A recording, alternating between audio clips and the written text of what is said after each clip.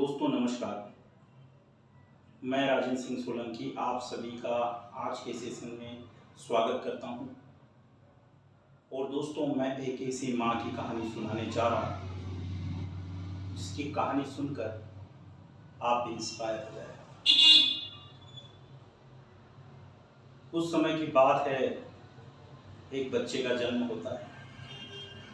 बच्चा बचपन से ही बहुत कमज़ोर होता है, इतना कमज़ोर कि वो चल भी नहीं सकता।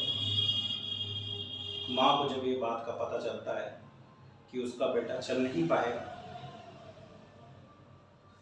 तो माँ का दिल टूट गया।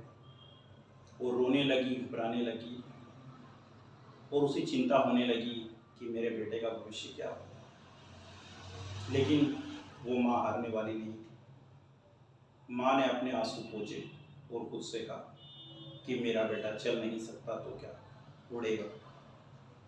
और उस माँ ने उस बच्चे को हौसला देना शुरू किया।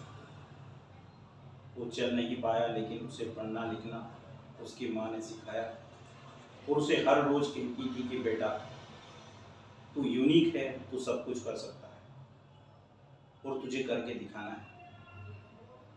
हर रोज़ उसे हिम्मत देती रही वो माँ। वो बच्चा कई बार रोया, कई बार टूटा, लेकिन माँ के कहे हुए शब्द उसके ज़हन में बैठ गए और वो रात दिन मेहनत करता रहा। बच्चे खेलते रहे, लेकिन वो पढ़ाई में अपना मन लगाता रहा। एक दिन ऐसा आया कि वो बच्चा कामयाब इंसान बनकर समाज के सामने प्रस्तुत हो गया। वही बच्चा जिसे समाज ने धिक्कारा, समाज ने ललकारा, समाज ने उसे कमज़ोर कहा, अधिकारी बनकर माँ के सामने आया। माँ की आंखों से आंसू निकल रहे थे, गम के नहीं खुशी के। और माँ ने फिर उसे कहा कि बेटा देखो, मैंने कहा था ना कि कमज़ोरी शरीर में नहीं लोगों की सोच में होती है, और तुमने साबित कर दिया कि इंसान चाहे तो कुछ भी कर सकता है।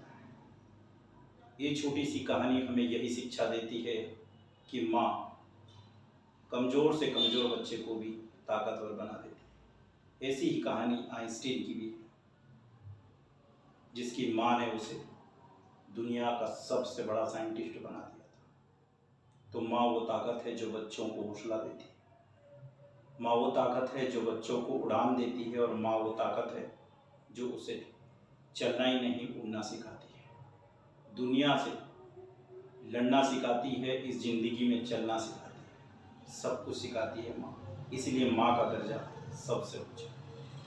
तो इस कहानी से आपको जो प्रेरणा मिली, इसके लिए मैं यही कहूँगा दोस्तों कि अपनी माँ की कदर करें। वो जब तक दुनिया में है उसके लिए सब कुछ करें, उनकी खुशियों के लिए आप प्रयास करें। और उनके चेहरे पर कभी तकलीफ नहीं आनी चाहिए, कभी आंखों में आंसू नहीं आना चाहिए, जब भी आप अच्छे बेटे कहलाने लायक हैं। तो दोस्तों ये छोटी सी कहानी आपको कैसी लगी? यदि अच्छी लगी है तो इसे लाइक, शेयर और सब्सक्राइब जरूर कीजिए और हमारे चैनल को ज़्यादा से ज़्यादा लोगों तक पहुंचाएं। सब्सक्राइब करें ताकि लोगों को भी प्रेरणा मिल सके। अगले किसी कहानी के साथ फिर मैं राजेंद्र सिंह सोलंकी आपसे मुलाकात करूंगा। जब तक के लिए जय हिंद, जय भारत।